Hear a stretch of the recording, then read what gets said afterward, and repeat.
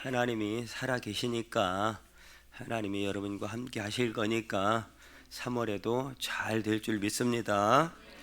참 이런 어려운 세상에 우리가 참 그리스도인으로 산다는 것이 무엇일까 참 많은 생각을 하게 됩니다. 세상 사람처럼 똑같이 살아야 되는지 아니면 다른 삶을 살아야 되는지 참 많이 손해도 보고 많이 짓밟히기도 하고 괜히 뒤떨어질 것 같기도 한 참 이런 여러 가지 고민 가운데 나는 어떤 존재로 어떤 삶을 살아가야 되는가, 그리스도인이 과연 누구인가. 물론 원론적으로는 하나님의 은혜로 구원받은 특별한 나라를 선택하사 하나님의 자녀 삼아주신 그 은혜 속에서 살아가는 것이 또 그런 존재가 바로 그리스도인이긴 하죠.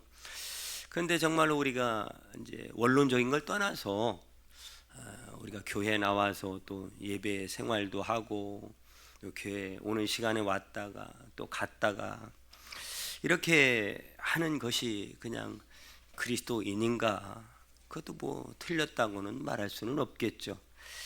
여러분, 초대교회 선배들이나 또 우리의 신앙의 선배들, 또 지금까지도 믿는 자라고 하면 반드시 이게 해결해야 될 숙제와도 같은 거예요.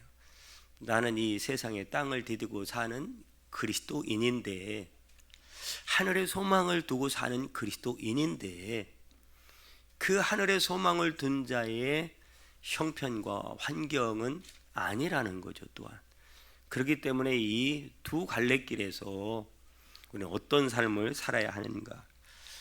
여러분, 복음이 이제 로마로 처음 들어갔을 때 기독교인들은 참 그들 속에 존재하기가, 살아가기가 상당히 어려웠습니다.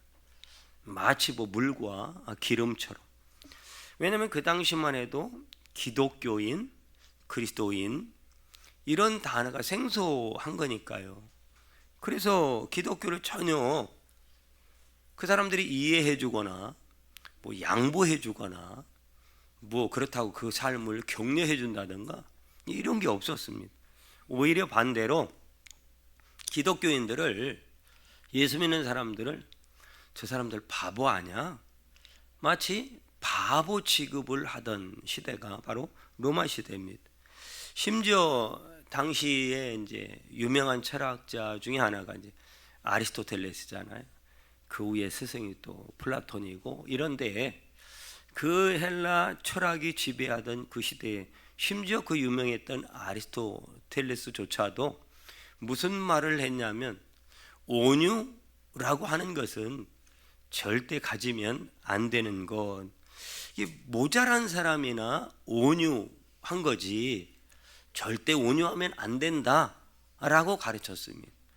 그리고 겸손 이런 거는 절대 버려야 할 것, 이게 겸손이란 단어였어요. 온유와 겸손이란 단어는 가지고 있으면 안 되는 거예요. 그러나 로마 지식의 핵심이 뭐냐면 강한 자가 살아남는다, 강한 자가 돼야 된다. 그래서 여러분, 로마 군대의 상징 자체가 강한 것을 여러분 상징하고 있을 정도로. 그런데 그 시대에 이제 그리스 그리고 로마 이렇게 이어지는데, 그 그리스의 헬라 문화가 로마로 이어지고 로마에서 그리스 문화가 꽃피웠다라고 말해도 과하지 않을 정도의 그런 시대입니다. 그러니까 이 그리스 사상이 오늘날까지 남겨둔 중요한 게 뭐냐면 그게 올림픽이거든요. 올림픽. 그때 시작된 게 올림픽이거든요.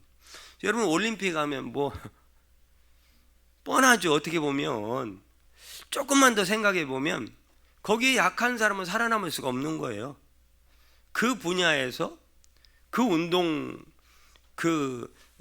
분야에서 최고만이 살아남는 것이고, 결국은 누가 월계관을 쓰느냐? 최고. 강한 사람, 빠른 사람, 높은 사람, 이런 거예요. 거기에 연약한 사람이 어디 있습니까? 그래서 올림픽의 가치는 더 빠르게, 더 높이, 이런 것들인 거예요. 하여튼 남들보다는 더 뛰어나야 된다. 이게 올림픽의 가치라고요. 한마디로 힘겨루기나 마찬가지죠. 뭐 힘센 사람이 이기는 거니까요. 뛰어난 사람이 이기는 거니까요. 마지막에 월계관을 쓰고 박수를 받는 사람은 한마디로 다른 사람보다 더 강한 사람이에요. 뭐 약한 사람을 이렇게 해서 월계관을 씌워준다든가 또 다른 상을 준다든가 그런 것도 아니에요. 그러니까 로마 시대 때 이제 이렇게 그때를 비추어서 만들어진 영화들을 보면 거의 다 빠지지 않는 게 검투사예요. 검투사가 나타나서 싸움하고 원형 경기장에서 막 짐승들과 싸움하고 하는 이런 것들이 그 당시의 문화였어요. 그래서 강한 자가 살아남는다. 그래서 나온 단어가 뭡니까? 팍스로마나 아닙니까? 팍스로마나. 그러니까 평화는 힘센 자들이 가지는 것이고 힘이 있어야 평화를 만드는 것이고 힘 있는 자들이 만들어 놓은 평화 속에서 그 힘없는 노예들, 힘없는 가난한 자들은 그들의 팍스로마나 힘을 가진 자들의 잔치에 총, 머슴, 그들의 잔치를 뒷바라지 해주는, 잔치를 흥을 돋우는 그런 존재로 전락해버리고 마는 게 힘없는 자의 모습이었다라고 하는 거예요. 그러니까 여러분 온유하라, 겸손하라 이런 말은 사람들에게 먹혀들질 않아요. 무슨 소리 하는 거야? 생뚱맞은 소리가 돼버리는 거예요. 그런데 중요한 것은 이런 시대로 팽만한 이런 분위기가 팽팽한 이런 시대에 어느 날 예수님께서 등장을 하셔서 가르친 것이 뭐냐면 상석에 앉지 말고 끝자리에 앉아라. 상석에 앉지 말고 끝자리에 앉아라. 나는 마음이 온유하고 겸손하니 나의 멍에를 메고 내게로 와서 배우고, 이런 아주 당시로서는 이게 대단한 말 가지고 굉장히 생뚱맞기도 하고 아주 인기 없는 이야기예요. 예수님이 이 말을 하는 거예요.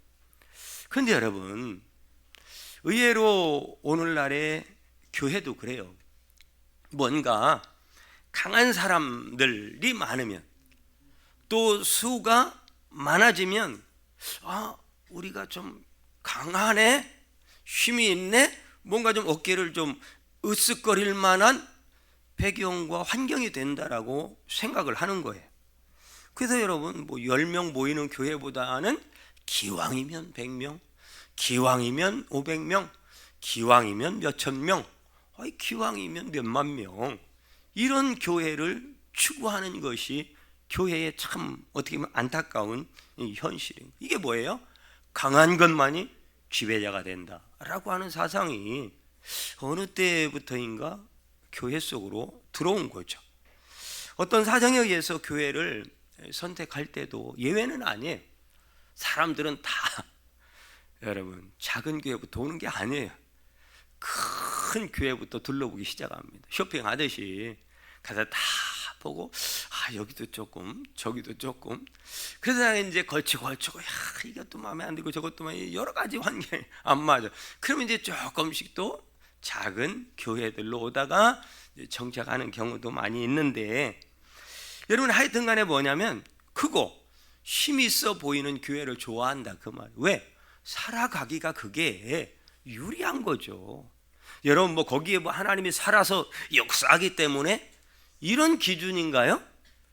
여러분 그렇지 않습니다. 아니라고 승국이가 말하잖아요. 그러니까 작은 교회는 그래요. 현실이 1년 내내 우리도 그 전에 해봤지만 이 앞에 부스를 차려놓고 전도를 하고 좋은 걸 주고 차를 다려가지고 몇 시간 다려서 감주를 만들어서 이렇게 대접을 하고 해도 여러분 정작 전도되어서 와서 등록하는 사람은 거의 그렇게 많지 않습니다. 노력에 비해서. 그런데 여러분 크고 웅장하고 여러 가지 환경이 좋고 이런 큰 대형 교회들은요 사실은 전도 따로 그렇게 안 합니다. 그런데도 불구하고 사람들이 알아서 등록을 합니다. 왜? 크고 많은 성도들, 힘 있는 뭔가 지역의 유지들이라든가 이런 사람들이 다니는 교회는 좋은 교회, 강한 교회, 힘 있는 교회라고 인식을 하고 있기 때문에 그렇고요. 그러면 그런 교회는 자연적으로 성도들이 찾아와서 부흥을 하면 또 사람들은 뭐라고 얘기하냐면, 자기 자신들은 뭐라고 말하냐면, 하나님의 축복에서 우리 교회에 이렇게 사람들이 많이 오고 부흥했다라고 말해요. 여러분, 또 그런 교회를 목회하는 목사님은 목회 잘하는 게 되는 거예요. 그리고 그런 교회에 담임하고 있는 목사님은 아주 그냥 훌륭한 사람이 되는 거예요. 아닌가요? 여러분 아마 동의하실 거예요. 여러분 참 어떻게 보면 이게 사실이기 때문이 아니라 그냥 서로가 참 각자 자기 입장에서 편리하게 해석하는 거예요. 거기에 뭐 하나님도 그럴 것이다, 아니면 하나님도 그것을 기뻐할 것이다, 그런 거는 없는 거죠. 여러분, 이게 현실이긴 하지만 이게 하나님 편에서 보면요 굉장히 무서운 얘기예요. 무서운 얘기. 여러분, 주님은 과연 어떤 쪽을 택하실까를 한번 생각해 보자는 얘기예요. 주님은 과연 어떻게 생각하실까? 크면 좋은 거라는 생각, 이거 굉장히 무서운 거잖아요. 더 무서운 생각이 있어요. 그게 뭐냐면 크면 옳을 것이라는 생각이에요. 크면 좋을 거라는 생각까지는 이해하겠는데 크면 무조건 옳을 것이다 라고 하는 거. 여러분, 크고 옳은 건 전혀 상관이 없습니다. 여러분, 작다고 옳은 것도 아니고 크다고 옳은 것도 아니에요. 주님이 주인된 교회가 옳은 거예요. 주님이 주인된 교회가 좋은 교회예요. 근데 우리는 잘못 인식하고 있다고요. 여러분, 성경은 분명히 마태복음 7장에 말씀하잖아요. 좁은 문으로 들어가라. 멸망으로 인도하는 문은 크고 그 길이 넓어 그리로 들어가는 자는 많고 생명으로 인도하는 문은 좁아서 길이 협착해서 찾는 자가 적다. 이게 성경의 정확한 판단입니다. 그리고 기준이고요. 진리는 여러분, 우리가 항상 잊지 말아야 할 것은 소수라는 말씀, 성경은 진리는 언제나 외로운 혼자의 길을 걸어가는 그런 사람들이 있는, 그래서 히브리인, 이 가나안 족속이 아브라함이 갈대아를 떠나서 유프라테스 강을 건너서 그 땅에 도착했을 때 많은 사람들이 히브리인이다 그렇게 말해요. 히브리는 거기서 시작된 거예요. 그래서 이스라엘 백성들이 히브리인이 된 거예요. 히브리인이 무슨 뜻일까요? 혼자 다른 편에 선다는 뜻이에요. 우 하고 몰려가는 크고 웅장한 것 전혀 상관이 없습니다. 오히려 그 반대일 가능성이 많죠. 오늘도 우리는 외롭지만 혼자 걸어가기가 쉽지 않지만 참 힘든 길이지만 진리의 길은 혼자 다른 편에 서는, 그 다른 편은 하나님이 기뻐하시고 주님이 걸어가신 십자가의 길을 말하는 거죠. 우리는 과연 그 길을 따라가고 있는가라고 하는 질문이에요. 과연 나는 그 길을 지금 잘 따라가고 있는가? 이 힘이 지배하던 그리스 로마 시대의 가치관에 물들어 있는 한국 교회, 한국 교회는 멀리 있는 게 아니라 우리들 너나 없이 자신들을 말하는 거. 안타깝다 그 말이에요. 진짜 복이 뭐냐? 그런 거 아니에요. 내가 어떤 큰 단체에 소속되어 있다, 큰 힘 있는 사람들 속에 끼어 있다, 그게 복이 아니라고요. 복은 주님의 뜻을 따라 살아가고 있는 그것이 복입니다. 그것만이 진정한 승리가 있고 그 길의 끝에만이 진정한 영생이 있는 거예요. 그 끝에만이 천국이 기다리고 있는 것이고요. 내가 정말 예수님의 그 뒤를 따라가고 있나? 여러분, 그리스도인이 된다는 것이 뭘까? 당시 그리스도인들은요, 다른 사람은 화가 나면 때리고 화가 나면 욕하고 그러는데 우리는 욕하지 않을 거야. 우리는 때리지 않을 거야. 우리는 이게 화가 복받치면 막 원수가 강해지면 막 심지어 죽이기도 하는데 우리는 절대 그러지 않아. 이런 정도를 그리스도인이라고 말하지 않았습니다. 오히려 더 굉장히 적극적인, 죽여야 될 사람인데 진짜 원수인데 오히려 내 것을 더 나눠주고, 그게 바로 그리스도인이었다고. 내 것을 뺏기면서 심지어 목숨을 내놓으면서도 진리를 따라, 말씀을 따라 묵묵히 그 길을 걸어갔던 사람들이 바로 그리스도인들이었다라고 하는 거죠. 이 땅에는 잠깐 나그네처럼 그냥 외국에서 여행 온 사람처럼 잠시 머무는 존재로 생각하면서 늘 마음은 천국에 두고 오직 천국만을 바라보며 오직 주님의 그날에 주실 영광만을 바라보며 오늘을 피눈물 나는 아픔 속에서도 참고 인내하며 견디면서 뚜벅뚜벅 한 발짝씩 넘어지면 또 일어나고 넘어지면 또 일어나서 그 길을 한 발짝 한 발짝 걸어가는 사람들, 그게 로마 시대의 그리스도인들이었고, 그 속에서 나온 말이 오늘 그리스도인이라는 이 단어예요. 여러분, 우리가 그리스도인 아닙니까? 그렇다면 과연 성경이 말하는 그리스도인과 우리가 생각하고 스스로 자부하고 걸어가는 그리스도인이라고 하는 우리의 삶과 어떤 차이가 있고 같은 것은 도대체 뭐냐라고 하는 거예요. 힘을 숭상하는 시대에 예수님은 겸손해라, 온유해라, 원수를 갚아도 시원찮을 판에 반대편 이 뺨을 때리면 반대편 뺨도 돌려대라, 오리를 가자고 하면 십리를 가져라, 겉옷을 달라고 하면 속옷도 줘라. 이건 여러분 말이 안 되는 거예요. 그런데 우리는 너무 정상적인 삶을 살아가요. 말이 안 된다는 얘기는 여러분 이거는 비정상을 살아가는 거거든요. 여러분, 그리스도인은 세상은 그게 정상이라고 말하지만 우리는 그건 정상이 아니야. 오히려 우리는 비정상을 살아가면서 그것이 정상인 줄 알고 살아가는 사람들이 그리스도인이라고요. 이게 바로 교회 아닙니까? 에클레시아, 구별되었, 세상 사람들과 구별된 삶을 살아가는 사람들. 그런데 예수님은 그걸 가르쳤고, 그런데요 소수이기는 했지만 그 가르침을 아멘해서 내 마음에 새기고 그 좁고 협착하고 찾는 사람이 적은 힘든 그 길을 외롭게 걸어가는 사람들이 등장하기 시작했다.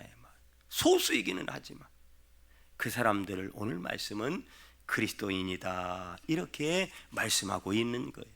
그리스도인, 물론 다 좋은 얘기는 아니에요. 사실은 조금 조롱 섞인 말이기도 합니다. 그 당시 그리스도인 조롱 섞인 말이기도 한데, 그런데 이 사람들은 하나님의 진리의 말씀을 굳게 잡고 그 말씀을 따라 변함없이 흔들림 없이 따라가는 사람들이었다라고 하는 것. 오히려 죽이려고 하는 자들, 원형 경기장에 넣어서 우리를 그 짐승의 밥으로 만들려고 하는 그런 일들도 있었지만 그리스도인은 그렇다고 칼을 뽑아서 그들과 대항하고 전쟁하고 싸우지 않았다라고 하는 것. 마치 털 깎는 자 앞에 서 있는 어린 양처럼, 누구처럼? 예수님처럼 그냥 때리면 맞고, 그냥 가두면 갇히고, 빼앗으면 빼앗기고, 끌고 가면 끌려가고, 죽이면 심지어 그게 무슨 웃을 일이 아니잖아요. 그런데도 기쁨으로 그렇게 죽임 당함으로써 순교의 제물이 기꺼이 된 사람들, 이게 바로 그리스도인이었다고요. 그런 최초의 사람들이 소개되고 있는데 오늘 말씀이잖아요. 이제 스데반 집사님이 순교하시면서 예루살렘에 굉장한 예기치 않은 핍박이 소용돌이치기 시작한 거예요. 핍박이 일어나서 성도들이 사방으로 이제 흩어졌는데, 일부 흩어진 사람들이 오늘 말씀에 보니까 이제 안디옥에까지 간 거예요. 몇 사람이라고 그러죠? 몇 사람. 몇 사람이 안디옥까지 갔다. 자, 그래서 이제 안디옥으로 간 사람들이 이제 복음을 전했고, 그러다 보니까 안디옥에도 예수 믿는 사람들이 이제 생긴 거예요. 그 소식을 예루살렘의 지도자들이 들은 거예요. 그래서 이 안디옥에 몇 사람의 믿음의 사람이 가가지고 복음을 전했더니 많은 사람들이 그리스도께로 돌아오더라. 그러니 우리가 가만히 있을 수 있느냐, 가서 좀 도와주자. 그래서 파견된 사람이 바나바입니다. 바나바의 본명은 요셉입니다. 이 바나바는 본명이 아니에요. 별명과도 같은 이름이에요. 자, 바나바를 하여튼 간에 파송을 한 거예요. 오늘 본문에 나오는 그 바나바요. 자, 그런데 이제 이 바나바가 나중에 이제 이 사울의 고향인 다소에 가서 바울을 데리고 온 거예요. 바울을 데리고 와서 바울이 이제 말씀을 가르치고 복음을 전했더니 안디옥 교회에 굉장히 큰 부흥의 역사가 일어난 거예요. 그런데 이제 요 안디옥에서 사울의 고향인 다소까지는 약 한 먼 거리는 아니야. 한 13km 정도 떨어져 있는 거리인데요. 이제 바울은 다메섹 도상에서 예수님을 만나잖아요. 그렇다고 곧바로 이렇게 사역을 시작한 게 아니고, 이제 아라비아 광야로 갔다가 한번 또 예루살렘에 올라갔다 다시 이제 고향 다소로 가서, 이제 갈라디아서에 보면 요 기간을 약 한 13년 정도로 보는데, 13년에서 14년 정도 보는데, 하여튼 간에 적게 잡아도 최소한 다메섹 도상에서 예수의 놀라운 그 살아계심을 경험한 이후로 최소한 10년은 지난 시점이다 라고 보는 거예요. 이제 바나바가 바울을 다소에서 데리고 온 시점을. 근데 한 10년 만에 이제 나타난 거예요. 그래서 이제 안디옥에 가서 복음을 전했더니 안디옥 교회에 큰 부흥이 일어나게 됐다라고 하는 거죠. 자, 그러면서 사람들이 그 안디옥 교회 성도들을 보면서 부르기 시작한 이름이 오늘 그리스도인이라고 하는 그런 이름이 생겨나게 된 거예요. 자, 여러분, 어떤 사람이 있어요. 어떤 사람이 있는데, 어떤 사람이 키가 한 190 정도 되는 분은 없네요. 자, 190 정도 되는, 이제 일반 평균 키보다 훨씬 크잖아요. 그러면 그 사람 하면 뭐라고 그래요? 키 큰 사람, 그렇게 하잖아요. 또 키도 큰데 또 잘생겼어. 그럼 뭐라고 그래요? 그 사람 키도 크고 잘생긴 사람 이런다고요. 근데 그 사람이 또 부자야. 그럼 그 키 크고 잘생기고 부자인 사람 그러는 거예요. 어떤 경우에는 또 키도 크고 잘생기기도 하고 부자인데 믿음도 좋아. 그럼 그렇게 다 이게 이제 연결해서 부른다고요.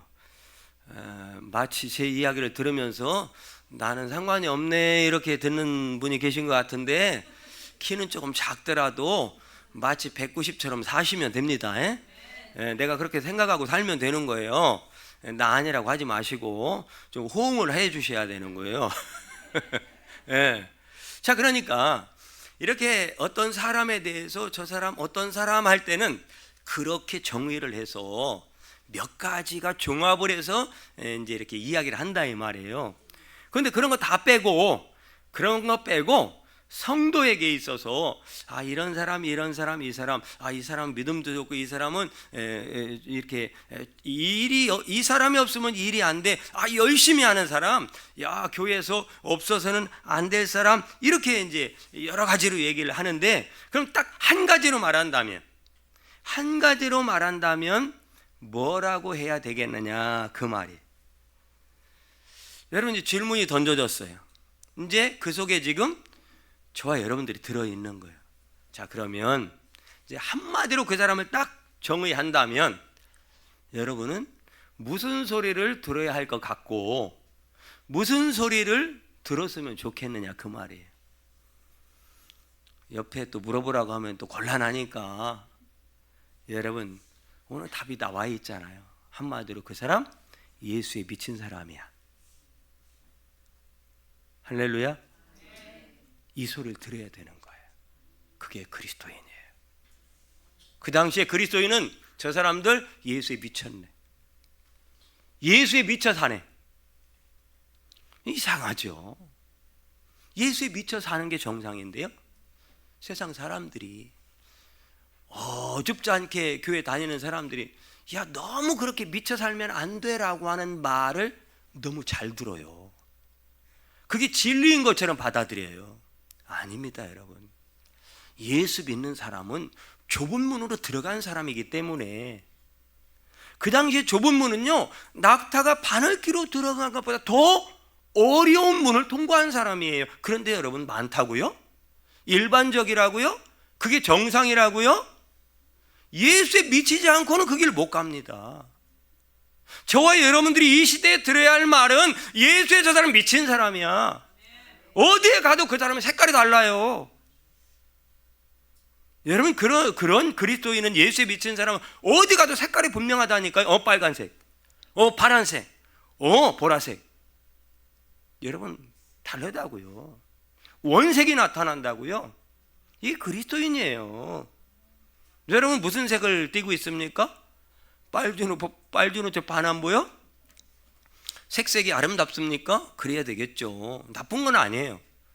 그러니 여러분, 오늘 우리가 다양한 모습으로 집사님, 권사님, 목사님, 비전교회 성도, 집에서는 아빠, 엄마, 장로님 다 살아간다고요. 여러 가지 이름을 가지고. 그런데 나를 한마디로 평가한다면, 여러분 자녀들로부터도 우리 아빠는 예수에 미친 사람이야, 우리 엄마는 예수에 미친 사람이야.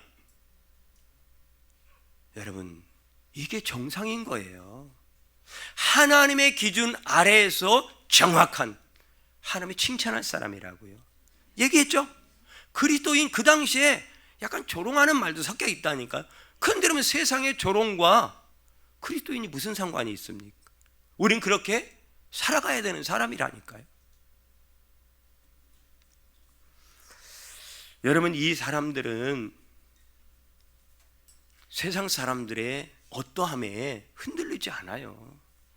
세상 사람이 뭐라고 해도 전혀 흔들리지 않아요. 왜요? 이미 그들의 시선은 땅에 있는 것이 아니라 하늘을 바라보고 있기 때문에요. 그날에 오직 그 주께서 나에게 주신 상 주시는 이심을 믿고 그 영광스러운 보좌 우편에 앉게 하실 찬란한 영광의 세계를 바라보면서 너무 그 나라가 확실하고 황홀하기 때문에 이 세상에 아무리 화려한 것들도 눈에 들어오지 않는 거예요. 아무것도 아닌 거예요. 바울처럼 배설물처럼 보이는 거예요. 돈이 좋은 세상, 돈이면 뭐든지 할 수 있는 세상, 힘이면 모든 것이 죄도 덮을 수 있는 세상, 감옥에 갔다가도 끌려 나올 수 있는 세상, 그것이 좋은 세상이라고 속지는 마세요. 그 길을 혹시라도 따라갈 마음이 요만큼이라도 흔들렸다면 오늘 다시 우리는 그리스도인의 자리로 돌아가야 할 줄 믿습니다. 오늘 말씀에 바나바를 소개하는데 제일 처음 언급된 단어를 주의해서 보셔야 됩니다. 여러분, 믿음이 좋은 사람, 성령이 충만한 사람이라고 소개하는데 그 앞에 바나바는 착한 사람이다 이렇게 말해요. 착한 사람. 여러분, 착한 사람 하면 생각나는 말씀이 있죠. 마태복음 25장에 보면 주인이 달란트를 1달란트, 2달란트, 5달란트를 맡겨주고 그 맡겨진 달란트를 가지고 장사를 해서 또 2달란트, 또 5달란트를 남겼던 그 종에게 착하고 충성된 종아 하면서 축복하신다고요. 칭찬해 주시고 하나님이 격려해 주시고 잘했다고 그렇게 말씀하는 장면이 25장에 나오잖아요. 여기에서도 충성된 종 이전에 착하고 그래요. 같은 단어거든요. 착하고. 바나바는 착한 사람. 여러분, 심성이 착하다는 얘기를 하는 게 아니에요. 이 착하다는 것은 그전에는 안 착했는데, 별로 착한 줄 몰랐는데, 착해 보이지도 않았는데 어느 순간 예수 믿고부터 그 사람이 달라지기 시작한 거예요.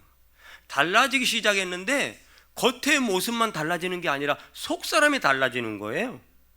인격이 달라지는 거예요. 사람의 격이 달라지는 거야. 그 격이 올라가고 올라가고 올라가더니 마치 예수님처럼 돼가는 거예요. 그게 바로 착한 사람이란 뜻이에요. 바나바는 착한 사람이었어요. 여러분, 이 안디옥 교회 교인들이 바로 그리스도인으로 살아갈 수 있도록 중요한 역할을 했던 사람이 바나바입니다. 그 역할을 어떻게 할 수 있었을까요? 착하기 때문에요. 여러분, 내가 믿음이 좋은데, 내가 성령 충만한데 예수 만났다고 하는데, 그 황홀한 은혜의 세계를 경험했다고 하는데 못된 사람이 있어요. 그건 여러분 예수 만난 게 아니에요. 그건 믿음 좋은 게 아닙니다. 그건 성령 충만한 거 아니에요. 여러분, 하나님을 만나고 예수님을 만나고 그 영적 세계를, 은혜 세계를 경험한 사람은 반드시 여러분 착하게 돼 있어요. 착하지 않으면 잘못된 거예요. 속지는 마세요. 오늘 안 착했다면 착하게 변해갈 거예요. 그리스도인이라고 하는 것은 그전엔 안 그랬는데 착한 사람으로, 예수님을 닮아가는 사람으로 변화해 가서 이 사람이 그 사람이야? 놀랄 정도로 사람이 변한 거예요. 좋은 쪽으로. 그런데 여러분, 왜? 오히려 평신도 때는 일반 성도라고 부를 땐 그렇게 순수했던 사람이요, 집사가 되고 권사가 되고 장로님이 되고 목사가 되면요 이상한 사람이 돼버려요. 이게 웃을 일이 아니라 지금 며칠 전에 부산에 있는 모 교회, 큰 교회예요. 한 5,000명 다닌다고 그래요. 근데 그 목회자가 대단히 훌륭한 사람인 줄 알고 여기저기 전국으로 집회 다니고 지금 이번에 총회장까지 하려고 나오려고 지금 준비하고 있는 사람인데 이 유튜브에 터졌잖아요. 지금 그 가려져 있는 교회 안에서 벌어지고 있는 온갖 인간의 악함이 다 드러나고 있는 거예요. 여러분, 이게 목사일 수 있고 장로일 수 있고, 여러분, 이 시대에 너나 할 것 없이 우리는 다시금 이 그리스도인의 자리로 돌아가야 할 줄 믿으시길 바랍니다. 그 뭐 5,000명 5만명 되는 교회 목회하면 뭐 할 거고, 그런 교회 장로님 권사님이면 여러분 뭐 그런 사람이 되는 건가요? 아니잖아요. 과연 하나님은 하나님은 나를 보실 때 내가 하나님 앞에서 어떤 지금 존재로 서 있는 거지 라고 하는, 신분도 다 초월하는 하나님 앞에 존재로서의 나, 어떤 존재가 됐느냐. 그래서 주님은 말하는 거잖아요. 그리스도 안에 있으면 이전 것은 지나갔으니 새 것이 된 새로운 피조물이라고요. 반드시 새 것, 이게 바로 그리스도인이거든요. 새로운 사람으로, 새로운 피조물로, 피조물이란 뭐예요? 새로 만들어졌다. 이게 여러분 요한복음 1장 51절에 있는 니고데모가, 여러분 이게 하늘이 열린 거듭남이에요. 본어게인. 여러분 반드시 예수를 만나면 거듭나게 돼 있어요. 사람이 바뀌는데 완전한 새로운 창조, 이게 피조물, 새로운 피조물 아닙니까? 우리는 거기에 서 있어야 될 사람들이다, 그 말이에요. 오늘은 부족해도 포기하진 마세요. 우리는 그 자리로 나아가야 돼. 묵묵히 힘들고 외롭고 때로는 얻어맞고 빼앗기고 짓밟힘을 당하고 무실당할지라도 우리는 여지없이 변함없이 흔들리지 말고, 그 하나님께서 나를 위해서 준비해 놓으신 부름의 상을 향하여 오늘도, 그것이 진짜라면, 그 천국에 진짜 있다면, 그 하나님이 진짜 살아계신 것을 믿는 여러분이라면 포기하지 않아야 할 줄 믿습니다. 걸어가야 할 줄 믿습니다. 십자가를 치고 그 길을 따라가야 할 줄 믿습니다.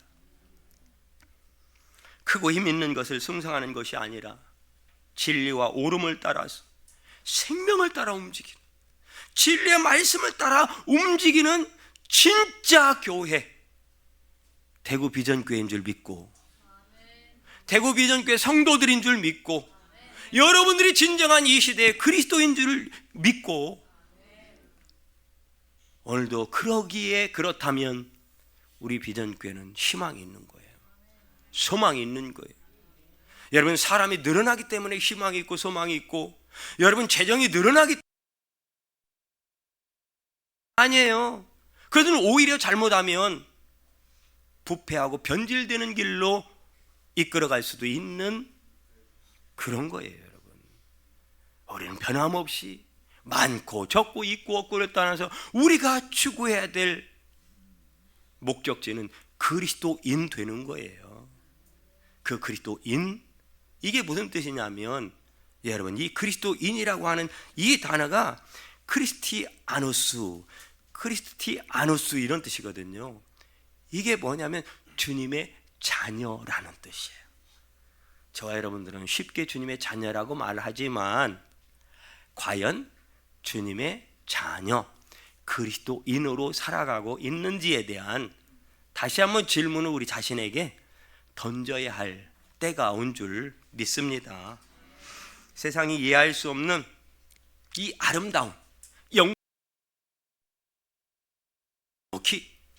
오늘도 소수일지라도, 좁은 길 좁은 문일지라도 하나하나 믿음으로 이루어 나가는 착한, 그러므로 누구든지 그리스도 안에 있으면 새로운 피조물인, 이전 것은 지나간 사람들의 새로운 출발에 새로운 사람으로의 이 거듭남의 세계, 착한 사람으로, 참 좋은 사람으로, 진짜 그리스도인으로, 그 착한 사람, 참 좋은 사람. 인사 한번 하고 마칠게요. 옆에 계신 분, 참 좋으신 분이네요. 진짜 착해 보이네요. 한 번 더 인사하면 진짜 착해 보이네요. 할렐루야. 진짜 좋은 사람, 진짜 착한 사람, 진짜 그리스도인으로 살아가는, 그래서 하나님의 큰 칭찬이 있고, 고마워요. 저한테도 그렇게 해주셔서. 그런 저와 여러분 되시기를 축복합니다.